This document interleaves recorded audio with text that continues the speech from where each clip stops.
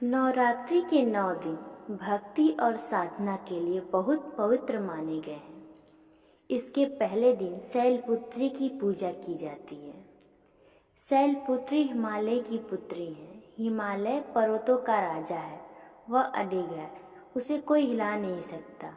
जब हम भक्ति का रास्ता चुनते हैं तो हमारे मन में भी भगवान के लिए इसी तरह का अडिग विश्वास होना चाहिए, तभी हम अपने लक्ष्य तक पहुंच सकते हैं।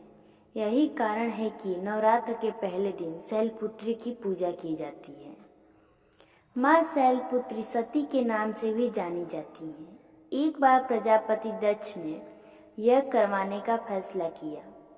इसके लिए उन्होंने सभी देवी देवताओं को निमंत्रण भेज दिया, लेकिन भगवान शिव को नहीं भेजा।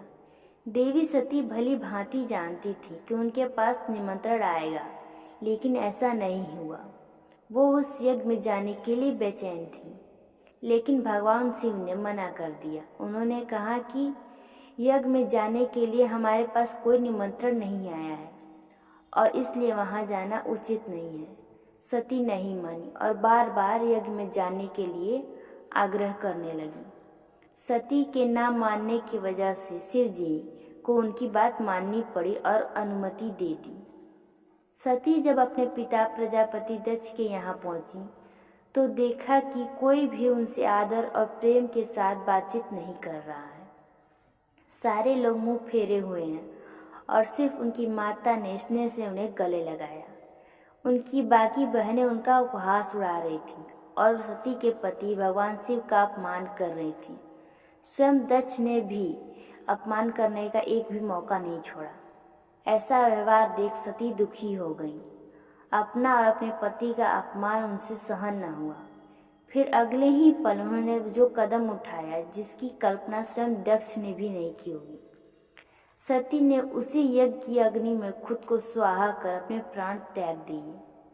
भगवान शिव को जैसे ही इसके बारे में पता चला तो वो बहुत दुखी हो गए।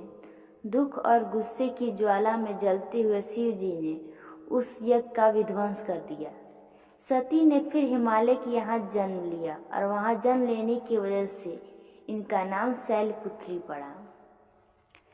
माँ शैलपुत्री का वास काशी नगरी वाराणसी में माना जाता है। वहाँ शैलपुत्री का एक बेहद प्राचीन मंदिर है, जिसके बारे में मान्यता यह है कि माँ शैलपुत्री के सिर्फ दर्शन करने से ही भक्त जनों की मुरादें पूरी हो जाती हैं। कहा तो यह भी जाता है कि नवरात्र के पहले दिन जो भी भक्त माँ शैलपुत्री के दर्शन करता है उसके सारे वैवाहिक जीवन के कष्ट दूर हो जाते हैं। चूँकि माँ शैलपुत्री का वाहन वृषभ है, इसीलिए उन्हें वृषारूढ़ा भी कहा जाता है। इनके बाएं हाथ में कमल और दाएं हाथ में त्रिशूल रहता है।